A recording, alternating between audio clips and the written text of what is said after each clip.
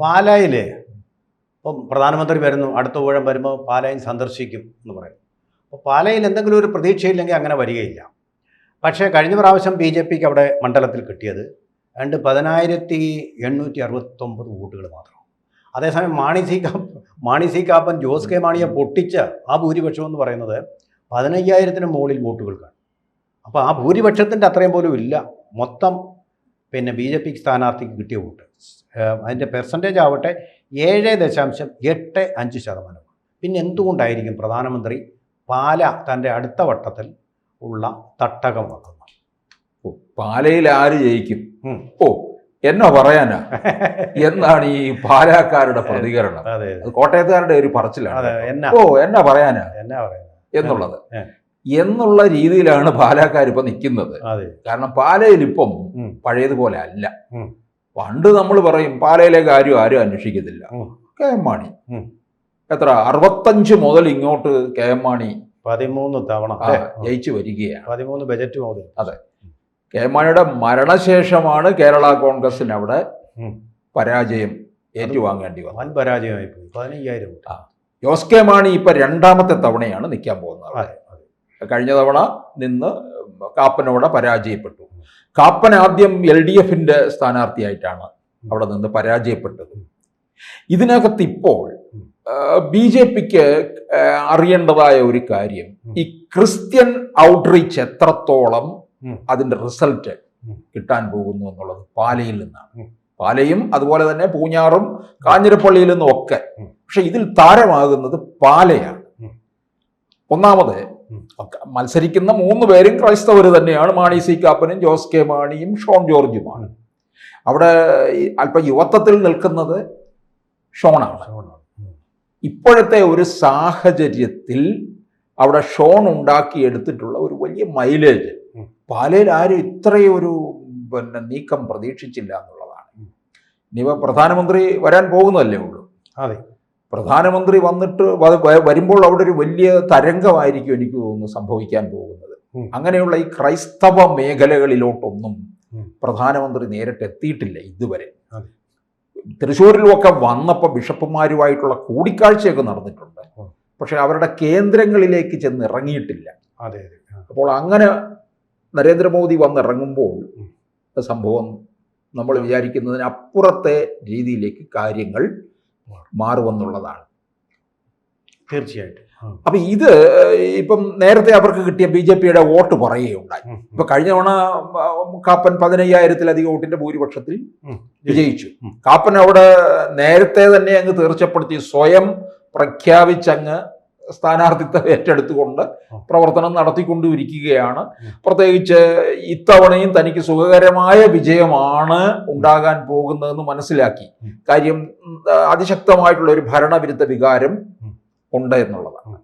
അപ്പൊ അത് തനിക്ക് മുതലാക്കാൻ കഴിയും എന്നുള്ളൊരു പ്രതീക്ഷയോടുകൂടി നിൽക്കുമ്പോഴാണ് ഷോൺ ജോർജിന്റെ രംഗപ്രവേശം. ഈ ഷോൺ ജോർജ് രംഗത്ത് വന്നു കഴിഞ്ഞപ്പോൾ ചിത്രം പാടെ മാറി എന്നുള്ളതാണ്.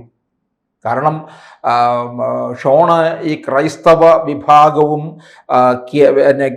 പിന്നെ കേന്ദ്രവുമായിട്ടുണ്ടാക്കിയെടുത്തിട്ടുള്ള ഒരു ബന്ധവും ഇവരുടെ ക്രൈസ്തവരുടെ പ്രശ്നങ്ങൾ മുഴുവൻ അവിടെ എത്തിക്കുന്നതിലും പരിഹരിക്കുന്നതിലും ഒരു പാലമായിട്ട് ഈ ഷോൺ ജോർജ് പ്രവർത്തിച്ചു എന്നുള്ളതാണ്. അതാണ് ഷോൺ ജോർജ് ഉണ്ടാക്കാൻ പോകുന്ന ഒന്ന്. അതാണ് ഞാൻ പറഞ്ഞത്, ഈ ഔട്ട്റീച്ച്, ഈ ക്രിസ്ത്യൻ ഔട്ട്റീച്ചിന്റെ ഒരു ഫലമായിരിക്കും ഇവിടെ ഉണ്ടാകാൻ പോകുന്നത്. ഇനി ഒരു കാര്യം കൂടെ ഓർക്കണം, ഇവിടെ കാപ്പൻ തോറ്റാൽ ഇപ്പൊ ഒന്നും സംഭവിക്കാൻ പോകുന്നില്ല. പക്ഷെ കേരള കോൺഗ്രസ് ജോസ് കെ മാണി തോറ്റു കഴിഞ്ഞാൽ ഇത് കേരള കോൺഗ്രസിന്റെ ഭാവി തന്നെയാണ്. നമുക്കറിയാം, പിന്നെ വളർന്ന് ശക്തി പ്രാപിച്ച് നിൽക്കുമ്പോഴും പിളരാൻ തയ്യാറെടുത്ത് നിൽക്കുന്ന ഒരു പാർട്ടിയാണ് കേരള കോൺഗ്രസ്. അങ്ങനെയാണല്ലോ KM മാണി തന്നെ പറഞ്ഞിരിക്കുന്നത്. കേരള കോൺഗ്രസിനെ എല്ലാവർക്കും വേണം, അവളൊരു സുന്ദരിയാണ്, അവളുടെ പിന്നാലെ ഇങ്ങനെ വരുന്നു എന്ന് KM മാണി സരസമായിട്ട് പറയുകയും ചെയ്യുന്നു. KM മാണിയുടെ ചരമദിനമാണ് കേട്ടോ, ഏപ്രിൽ 9. ഏപ്രിൽ 9 അന്ന് തന്നെയാണ് തെരഞ്ഞെടുപ്പ് നടക്കുന്നത്. പിണറായി വിജയൻ പറഞ്ഞിട്ടുണ്ട് ഏപ്രിൽ 9 പോകുമ്പോൾ KM മാണിയെ സ്മരിച്ചുകൊണ്ട് നിങ്ങൾ വോട്ട് ചെയ്യൂ എന്നും പറഞ്ഞിട്ടുണ്ട്. പലതും സ്മരിച്ചു പോകും. അദ്ദേഹം അവതരിപ്പിച്ച ഒരു ബജറ്റ് ബജറ്റ് തകർക്കാനായിട്ടുള്ള ശ്രമം നടത്തിയത് ഓർമ്മ. അപ്പൊ എന്തായാലും ഇത് കേരള കോൺഗ്രസിന്റെ ഭാവി തീർച്ചപ്പെടുത്തും. കേരള കോൺഗ്രസ് അവിടെ ഇവിടെ ചിതറി കിടക്കും. നമുക്കറിയാം ഇപ്പൊ ജോസ് കെ മാണി ഇങ്ങോട്ടേക്ക് ചാടി വരാനിരുന്നതാണ്. അതിന് തടയിട്ടത് പിണറായി വിജയൻ തന്നെയാണ്. റോഷി അഗസ്റ്റിനെ അവിടെ പിടിച്ചു നിർത്തി. റോഷി അഗസ്റ്റിൻ പിണറായി വിജയന്റെ ഗുഡ് ബുക്കിൽ ഇരിക്കുന്ന ആളാണ്. അപ്പൊ പിളരും എന്നുള്ള ഏകദേശം ഒരു കണ്ടീഷനിൽ വരെ എത്തിയതാണ്. ജോസ് കെ മാണിക്ക് മേൽ വലിയ സഭയുടെ സമ്മർദ്ദം ഉണ്ടായി മുന്നണി വിട്ട് വരാനായിട്ടുള്ളത്. അപ്പൊ ഇനിയും ജോസ് കെ മാണിയുടെ വലിയ ഒരു വിഷമം എന്ന് പറയുന്നത് ഈ കരിങ്ങോഴക്കൽ തറവാട്ടിൽ ഒരു കൊടി വെച്ച കാറ് വന്നിട്ട് എത്ര കാലമായി എന്നുള്ളതാണ്. ജോസ് കെ മാണി ജനിച്ച നാൾ മുതൽ കൊടിവെച്ച കാറാണ് കണ്ടിട്ടുള്ളത്. ഈ കഴിഞ്ഞ തവണ റോഷി അഗസ്റ്റിൻ മന്ത്രിയായിട്ട് പോലും ആ കൊടിവെച്ച കാറുമായിട്ട് പോലും ആ വീട്ടിലോട്ട് ചെല്ലുന്നില്ല. ശരിയാണ്. അപ്പൊ മാണി സാറിന്റെ വലം കൈയായിട്ട് നടന്ന ആളാണ് അന്നു റോഷി വളർന്നത് കെ മാണി അല്ലേ വളർത്തി കൊണ്ടുവന്നത്. അപ്പൊ അങ്ങനെ അതൊരു കാര്യം സംഭവിക്കും. കേരള കോൺഗ്രസിന്റെ ഒരു ഭാവി ഇതിനകത്തൊരു വലിയ പ്രശ്നമാണ്. പിന്നെ രണ്ടാമത്തത് ഈ BJP ക്രൈസ്തവ കേന്ദ്രങ്ങളിൽ BJPയുടെ സ്വാധീനം എത്രത്തോളം ഉണ്ട് എന്നുള്ളത് തെളിയിക്കാൻ പോവുകയാണ്. എനിക്ക് തോന്നുന്നു ഇവിടെ കാപ്പൻ വിജയിക്കുകയാണെന്നുണ്ടെങ്കിൽ തൊട്ട് പിന്നാലെ ആയി എത്തും ഷോൺ ജോർജ്. മൂന്നാം സ്ഥാനത്തേക്ക് അപ്പൊ ജോസ് കെ മാണി പോകുന്നതാണ്. ഈ 2021 നമ്മൾ ഞെട്ടിപ്പോയി. ഒരു LDF തരംഗം ഉണ്ടായപ്പോൾ പോലും ജോസ് കെ മാണിക്ക് ജയിക്കാൻ കഴിഞ്ഞില്ല. ഞാൻ മനസ്സിലാക്കിയത് ജോസ് കെ മാണി അവിടെ പരാജയപ്പെടുത്തിയത് CPM-കാർ തന്നെയാണ്.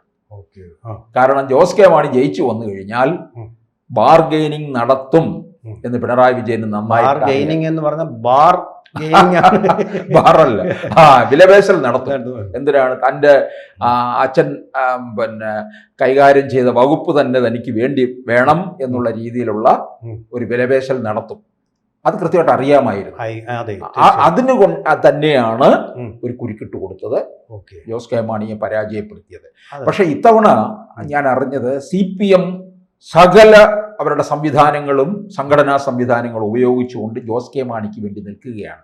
കാരണം LDF വിട്ടുവരാൻ തുടങ്ങിയതാണല്ലോ ജോസ് കെ മാണി.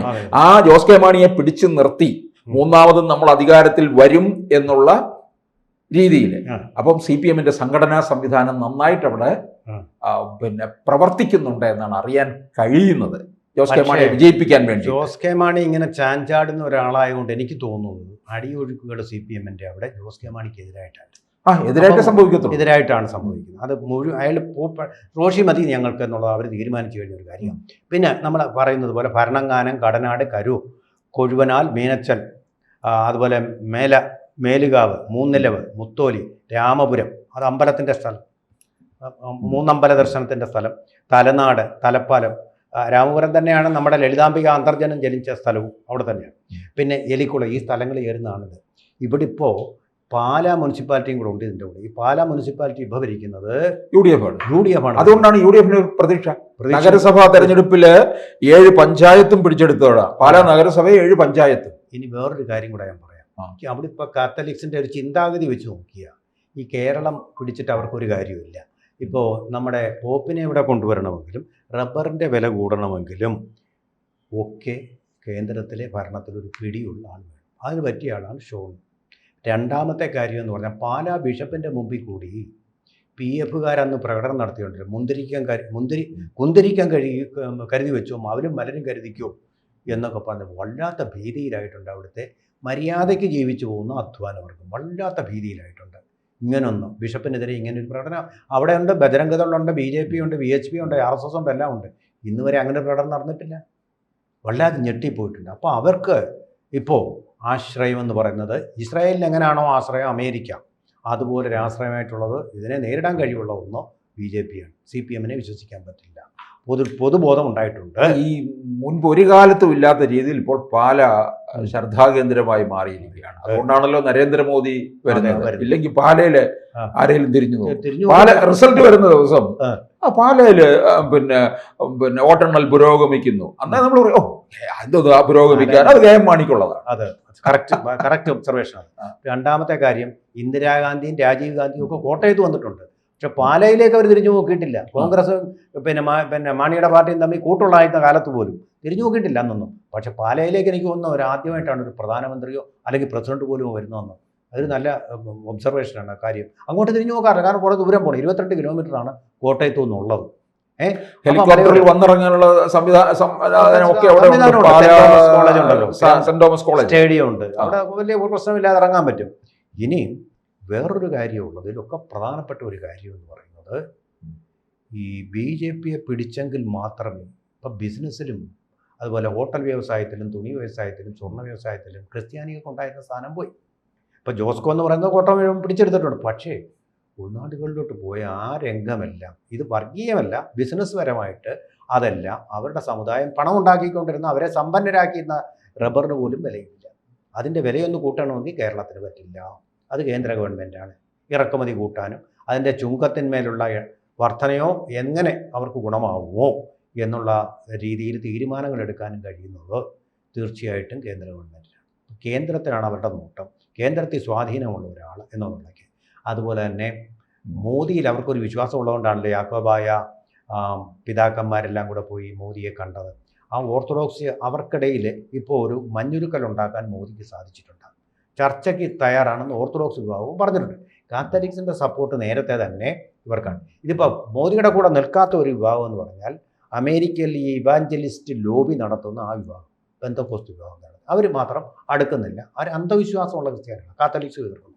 അപ്പോൾ സുഖമായിട്ട് ഷോൺ ജോർജിന് ഈ ഒരു ഇക്കോ സിസ്റ്റം ഉപയോഗിച്ചുകൊണ്ട് സുഖമായിട്ട് ജയിച്ചു കയറാം. അതിനുള്ള ഊർജ്ജസ്വലതയും അതിനുള്ള കഴിവുമുള്ള ആളാണെന്ന് അദ്ദേഹം തെളിയിച്ചിട്ടുണ്ട്. പൂഞ്ഞാർ തെക്കേക്കരയിൽ ജയിച്ചത് ഒരു പഞ്ചായത്ത് പിടിച്ചെടുത്തത് BJPക്ക് വേണ്ടി അദ്ദേഹമാണ്. പാലാ പിടിച്ചെടുക്കുന്നത് വലിയ കാര്യമല്ല. നമ്മൾ ആരെങ്കിലും വിചാരിച്ചോ നമ്മുടെ മാണി സി കാപ്പൻ അവിടെ ജയിക്കുമെന്ന്? ആരും വിചാരിച്ചില്ല. അതുപോലെ ഒരു അട്ടിമറി നടത്താൻ നേരത്തെ പരാജയപ്പെട്ടിരുന്ന ആളാണ് മാണി സി കാപ്പൻ. അതുപോലെ ഒരു അട്ടിമറി നടത്താൻ കഴിവുള്ള സാധ്യതയുള്ള ഒരു നേതാവ് തന്നെയാണ് ഷോൺ. അത് അദ്ദേഹം കാണിക്കും. പിന്നെ PC ജോർജിൻ്റെ എല്ലാ സഹായങ്ങളും കാണും. കാരണം ഈ കുടുംബത്തിൻ്റെ കരിങ്ങോലി കുടുംബത്തിൻ്റെ രഹസ്യങ്ങൾ മുഴുവൻ അറിയാവുന്ന ഒരു വ്യക്തി എന്ന് പറഞ്ഞാൽ PC ജോർജാണ്. എല്ലാ കാര്യം പണവും ഉണ്ട് ആ കുടുംബത്തിന്, പുറത്തൊന്നും പിരിക്കേണ്ട കാര്യമില്ല, ഇഷ്ടം പോലെ പണവും ഉണ്ട്. അപ്പോൾ അതുകൊണ്ട് അനുകൂലമായിട്ടുള്ള സാഹചര്യം അത് പരമാവധി പ്രയോജനപ്പെടുത്തും. BJPയുടെ സഹായം ഉണ്ടെങ്കിൽ തീർച്ചയായിട്ടും അവിടെ പിടിച്ചെടുക്കാൻ അവർക്ക് തീർച്ചയായിട്ടും കഴിയും. പണ്ട് 10,869 വോട്ടെന്ന് പറഞ്ഞാൽ അന്ന് മത്സരിച്ചിരുന്നത് ക്രിസ്ത്യനല്ല, BJPയുടെ ഹിന്ദു സ്ഥാനാർത്ഥിയായ N. ഹരിയ. അപ്പോൾ ആ ഇക്കോ സിസ്റ്റം എന്ന് പറയുന്നത് ചേഞ്ച് ചെയ്യാൻ കഴിഞ്ഞിട്ടുണ്ട് BJPക്ക് സ്ഥാനാർത്ഥിയിലൂടെ. അതിന് അനുകൂലമായിട്ട് നമ്മുടെ ഇലക്ട്രോട്ട് പ്രതികരിച്ചാൽ BJPക്ക് അവിടെ സുനിശ്ചിതമായ വിജയം ഉറപ്പാക്കാൻ കഴിയും. തന്നെയല്ല, ജോസ് കെ മാണി ഇപ്പോൾ പറഞ്ഞിരിക്കുന്നത് പാലാ ഞങ്ങൾ പിടിച്ചെടുക്കും എന്നാണ് പറഞ്ഞത്. അപ്പോൾ ശക്തമായ മത്സരം ജോസ് കെ മാണിയും കാഴ്ചവെക്കും. ഈ രണ്ട് ശക്തമായ മത്സരങ്ങൾക്കിടയിൽ ഒരു വിജയം കൈവരിക്കാൻ അദ്ദേഹത്തിന് കഴിയുമെന്നുള്ളതാണ് നമുക്ക് കരുതേണ്ട. അല്ലെങ്കിൽ പിന്നെ അദ്ദേഹം പ്രധാനമന്ത്രി വരില്ല. കൂടുതൽ വാർത്തകളും വിശേഷങ്ങളും നിങ്ങളിലേക്ക് എത്താൻ ABC മലയാളം സബ്സ്ക്രൈബ് ചെയ്യുക, ബെൽ ബട്ടണും അമർത്തുക.